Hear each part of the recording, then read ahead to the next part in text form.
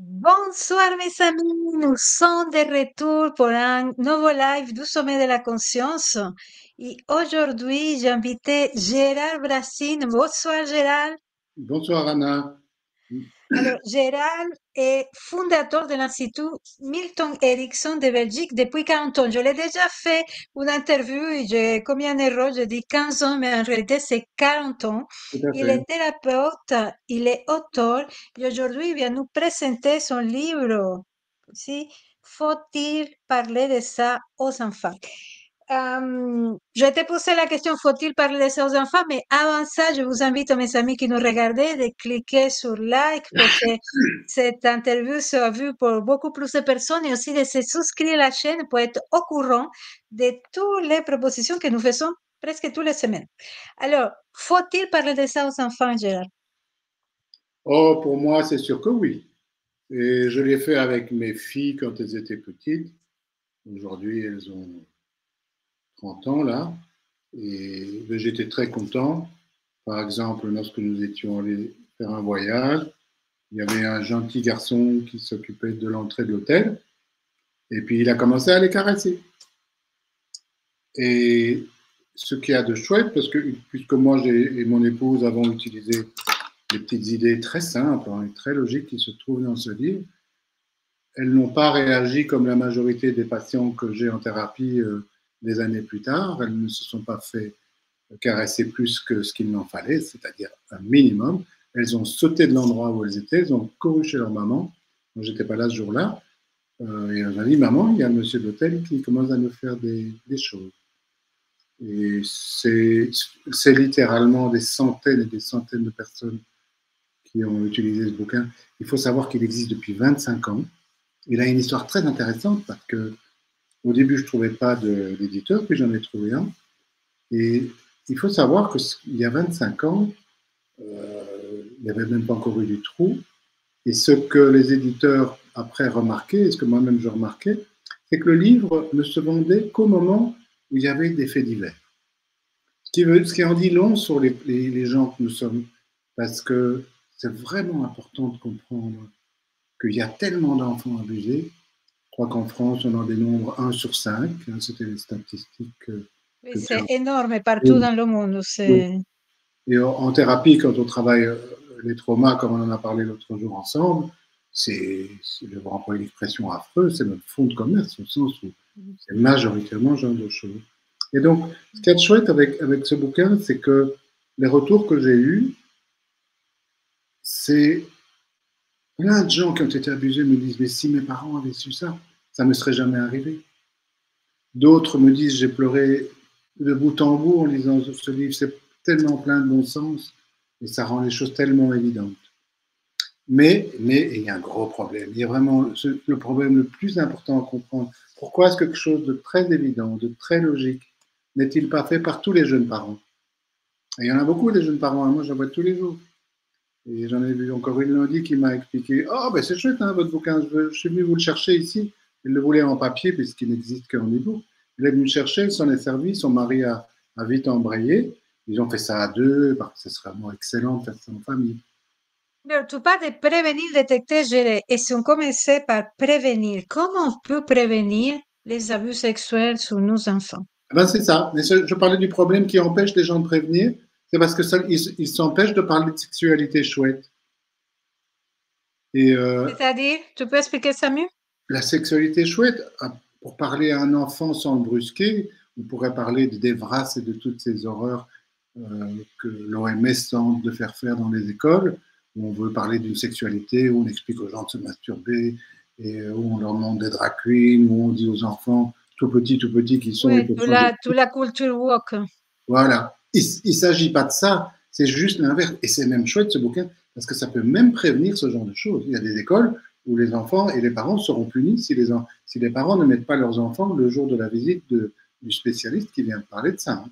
Et donc ça veut dire qu'en cas d'abus sexuel concret ou en cas d'abus sexuel verbal, comme ils tentent de les faire dans les écoles, si les parents parlent à leurs enfants de sexualité chouette, Et tu sais que, C'est-à-dire la sexualité consciente, la sexualité faite avec amour, etc. C'est voilà, ça? et où on parle aux enfants rapidement en disant, bah, tu sais, le zizi dans la zézette, papa et maman font ça, et c'est très très bon. Et vous savez quoi, les enfants? Ça s'appelle faire l'amour.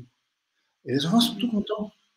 Ils n'ont pas encore de préjugés sur le sexe. Ils ne savent pas si c'est vilain ou pas. Et si on leur présente la chose de manière positive, ils sont extrêmement contents. Alors on leur dit, bah, tu sais, bien sûr, c'est comme ça qu'on fait les enfants, tu le sais peut-être, ou en tout cas, voilà, c'est comme ça. Mais tu sais, papa et maman, ils ont fait ça 1000 fois avant de vous avoir, hein, avant de vous avoir eu. Donc, c'est vraiment pour montrer que c'est quelque chose de très chouette, ça s'appelle faire l'amour, c'est plein de caresses. Et on va rajouter aux enfants, bien sûr, mais c'est pas pour vous maintenant, hein, c'est pour plus tard. Et puis on va continuer avec les bisous, on va continuer avec des choses comme ça. Et puis on va rajouter, après avoir parlé d'amour chouette, parce que les enfants, ils parlent tout de suite quand on parle de ça, ils sont très très vite intéressés. Et alors seulement après, pour ne pas diaboliser la sexualité, on va commencer à pouvoir leur parler des choses un peu différentes. On peut leur parler de l'homosexualité si on a envie, mais surtout, on va leur parler du code pénal. On ne va pas faire venir un magistrat ou un avocat dans le salon familial, on va juste dire aux enfants, ah ben, il y a quand même une chose intéressante à savoir, c'est que parfois il y a des adultes qui font ça, et ils veulent faire ça aux enfants, et ils veulent garder ça dans le secret. Et donc, si ça vous arrive,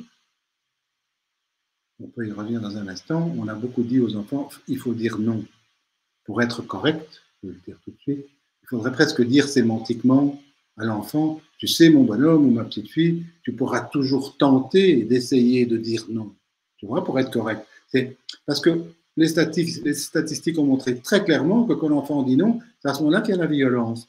Par contre, ce qui est très important, c'est que l'enfant sache le code pénal ou d'abord la sexualité chouette, et ensuite le code pénal, c'est-à-dire les gens qui font ça, ils sont, ils sont malades. Si tu veux, on peut expliquer pourquoi on emploie ce terme-là plutôt que méchant. Ils sont malades et tu peux toujours essayer de leur dire non, tu peux t'enfuir, mais en tout cas, tu viens me le dire. Et en fait, c'est ça la logique qu'on fait ici. On est en train de créer une sorte de sous-culture dans laquelle l'enfant sait que papa et maman peuvent leur parler de sexe. Sans ça, c'est le pédophile qui parle de sexe. Ou plus exactement, c'est lui qui le fait et qui dit ce qu'il faut en penser. C'est moi qui le fais avec toi, c'est notre secret, et que sais-je encore, et toutes les menaces qu'on trouve dans le bouquin. Moi, j'ai des dizaines, ça fait 40 ans que je fais, plus de 40 ans que je fais ce métier, il y a plein d'exemples de menaces, oui. Ouais, ouais, il y a parler aux enfants, mais est-ce qu'il y a aussi créer une culture dans la famille, dans le sens que, par exemple, il faut pas forcer les enfants à faire des trucs, il faut pas forcer les enfants, et qui est très, très courant dans notre culture, tu vois. Ah oui, sois poli, dis oui au monsieur, je sais pas quoi, tu vois, est-ce que ça, c'est important aussi?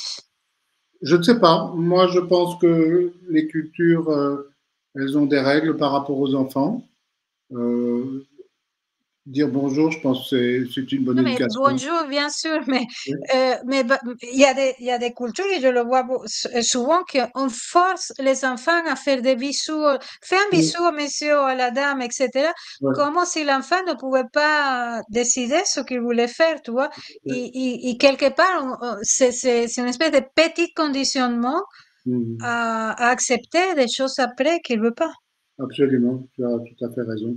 Ici, moi, je vais un cran plus loin parce que si tu savais le nombre de milliers de cas que j'ai dû travailler, autant en tant que formateur dans la protection de la jeunesse que dans toutes ces années de psychothérapeute spécialisé dans les traumas, c'est à pleurer, quoi. Et ils sont tellement nombreux. Et moi, ce qui m'étonne, c'est que ce petit bouquin, effectivement, comme je le disais, il se vendait au début à chaque fois qu'il y avait eu un fait divers.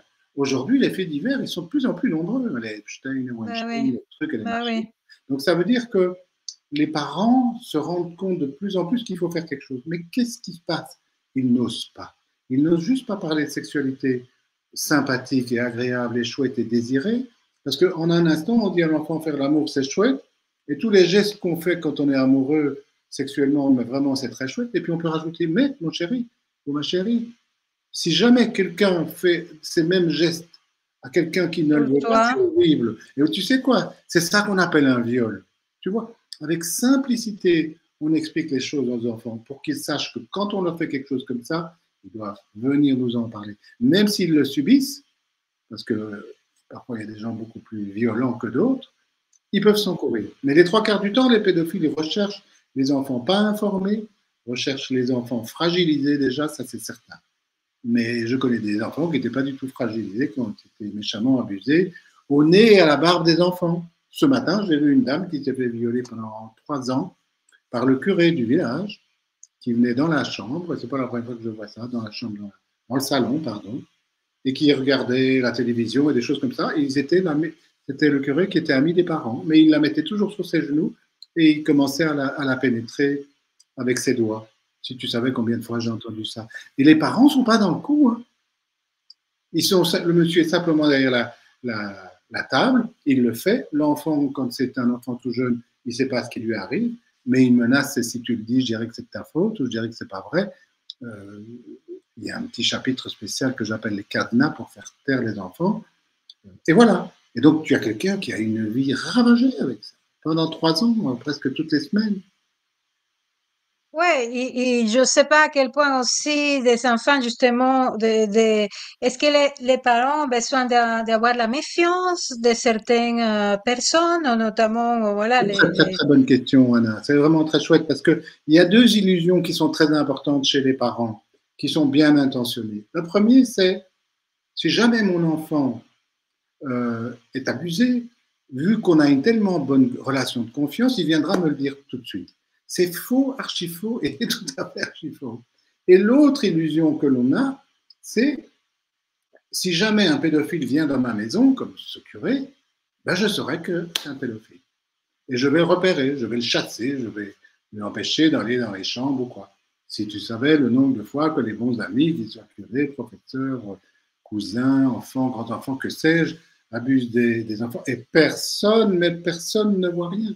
Par contre, l'enfant qui grandit, celle-ci que j'ai vue ce matin, pour la première fois, elle me disait, mais je suis quand même furieux, hein. Pourquoi est-ce qu'ils n'ont rien vu? Pourquoi est-ce qu'ils n'ont rien dit?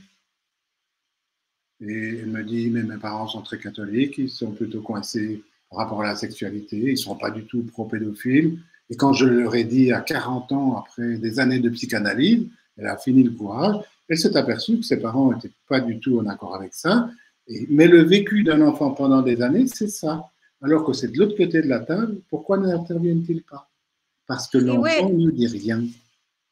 il y a beaucoup d'enfants qui vous disent rien. Aussi, il faut savoir, je ne sais pas quels sont tes chiffres, mais j'ai entendu parler qu'une bonne quantité des abus sexuels se font par des gens proches de l'enfant C'est aussi, hein. logique. C'est logique. Donc, L'enfant ne va pas à l'opéra tout seul, il ne se trimballe pas dans les rues tout seul. Donc, c'est très logique que c'est à l'école, à l'église, dans le truc de sport. Euh, les médecins qui... les médecins, ils ont une catastrophe quand ça arrive. C'est tous les gens. En fait, c'est ça l'idée, c'est nous sommes co-créateurs de la pédophilie, nous sommes vraiment co-créateurs de nombre d'enfants abusés et pour qui ça va être ravageur pendant toute leur vie, simplement parce qu'on ne traverse pas, c'est un Rubicon.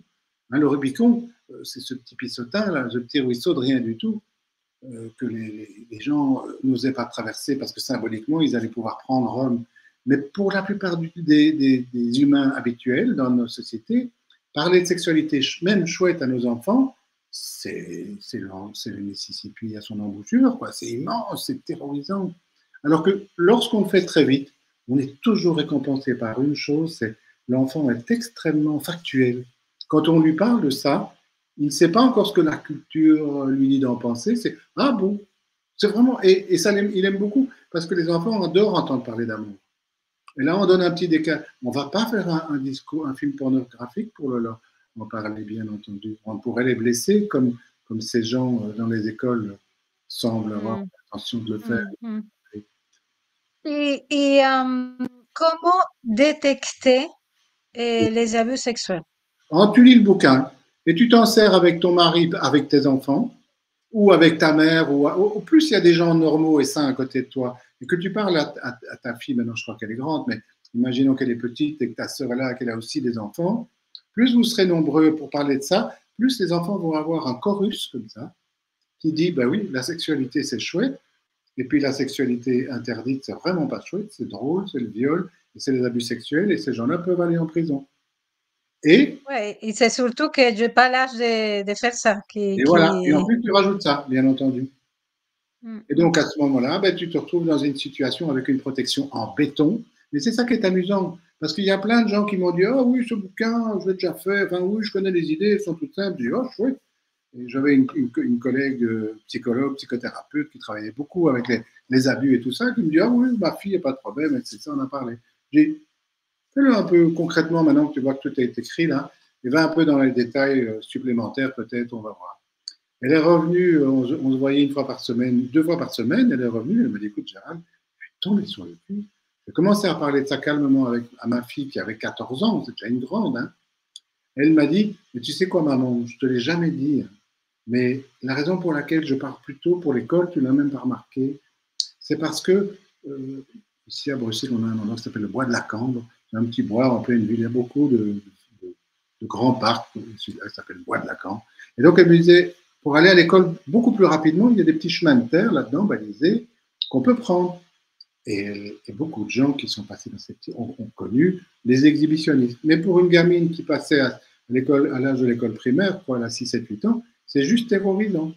Et tu peux Ah vraiment oui. des gens qui ont des gros traumas à cause d'un exhibitionniste. Et donc, tu vois, et cette femme, elle me dit: Purée, je pensais avoir tout dit, je pensais avoir prévenu. Tu vois, c'est pour ça que les mêmes principes que je propose pour euh, prévenir sont les mêmes pour détecter. Et alors, je rajoute une autre chose qui est très, très importante à mes yeux, c'est que, tu sais, beaucoup de gens, quand quelque chose comme ça s'est passé, heureusement s'ils croient leurs enfants, heureusement s'ils les amènent chez un professionnel pour les aider ou que sais-je. Mais franchement, le meilleur des psychothérapeutes, c'est papa et maman, ou maman toute seule.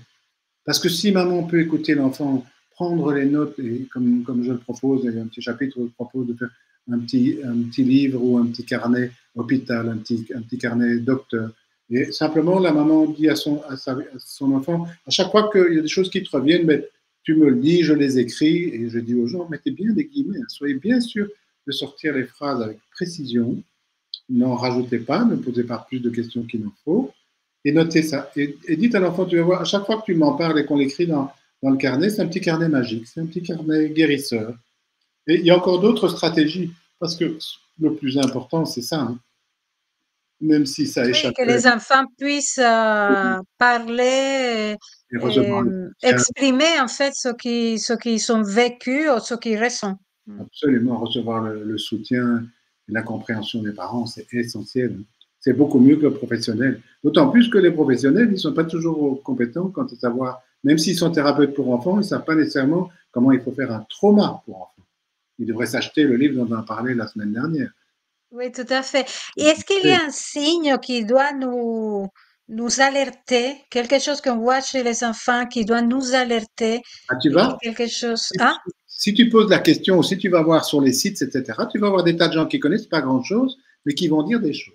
L'enfant va mal, il a des cauchemars, il va mal à l'école, il fait des conflits, etc. Et en fait, c'est vrai dans un certain nombre de cas. Mais tu sais, moi, j'ai soigné des enfants qui m'ont dit que je n'ai jamais montré un symptôme. Pourquoi? Parce que le pédophile avait dit: si jamais tu commences à aller mal et à montrer en n'allant plus à l'école ou quoi, ok, je te frappe, je tue ton hamster, ton chien, je dirais que c'est ta faute, etc. Tous les cadenas. Et je peux te donner par exemple un exemple qui est très frappant. Donc, je suis en train de dire à tout le monde ici: ne soyez pas préoccupés par les symptômes. Parce qu'en en fait, quand un enfant est abusé, il peut avoir tous les symptômes classiques qu'on a chez un enfant. Ce qui veut dire aussi qu'un enfant peut avoir des symptômes qui n'ont rien à voir avec les abus. Par contre, tu t'occupes pas trop des symptômes, mais tu parles de ça.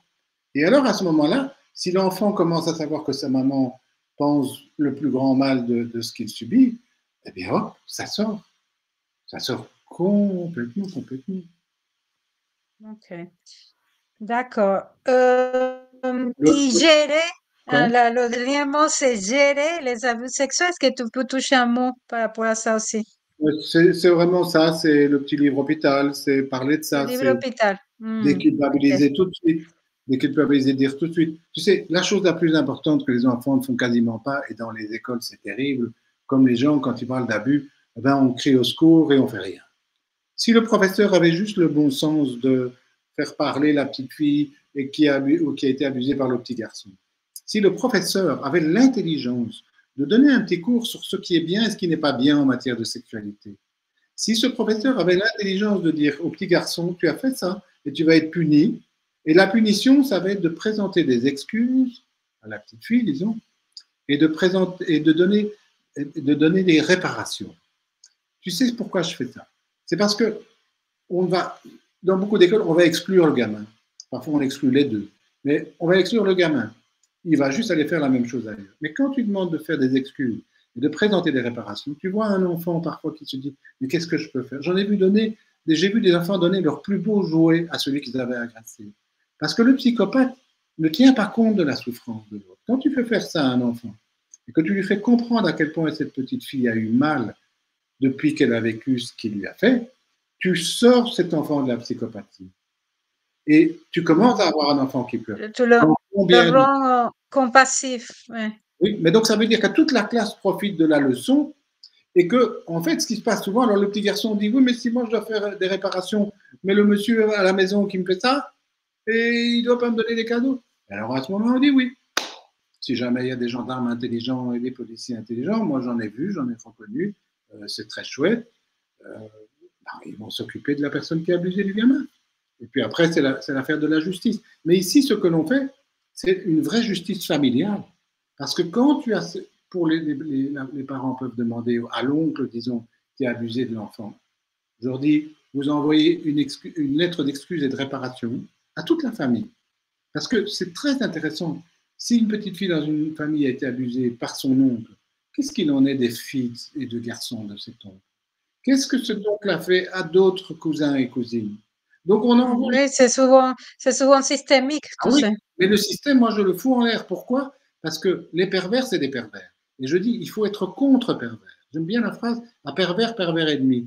Donc je propose aux parents d'envoyer des lettres de demande d'excuses et de réparation à l'oncle pour avoir fait faire des fellations, des ceci, de cela. Il faut parler concrètement.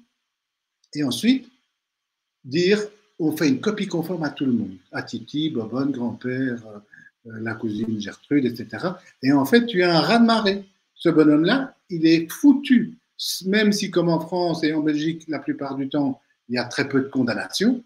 Et c'est normal, hein. Moi, je n'aimerais pas être magistrat qui doit juger ça. Hein.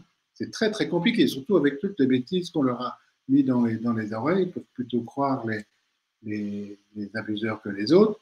On n'est pas à ce niveau-là. Moi, je suis à un niveau psychothérapeutique et un niveau de travail familial et systémique quand je fais ça. Et ça, c'est une guérison. Parce que si un enfant qui a été abusé l'a dit et dit ah mais c'est pas par le grand-père, disons, eh bien à Noël ou à la bar mitzvah du cousin, que sais-je, tout le monde va à la fête, mais que le grand-père est là et on lui a rien dit. Tu t'imagines l'état dans lequel l'enfant se trouve? Et il voit qu'éventuellement, il commence de nouveau à toucher les fesses de la petite gamine ou du petit gamin, etc. Donc, quand tu fais ça, parce que c'est ça que détestent le plus les pédophiles, c'est le dévoilement. Oui, ouais, dévoiler. Alors, ça s'appelle Faut-il parler de ça aux enfants? Et comment on fait pour se procurer le livre, Gérard? Alors, Je vous mets malheureusement, en de oui, cette vidéo le lien, OK? malheureusement, tu vas le trouver essentiellement en e-book sur Amazon, Kindle. Maintenant, il est déjà en français, en espagnol, pour toi, c'est bien, et tes amis là-bas, au Venezuela, et puis en arabe. Ça, c'est vachement utile chez nous. Il paraît que la version arabe est magnifiquement bien faite.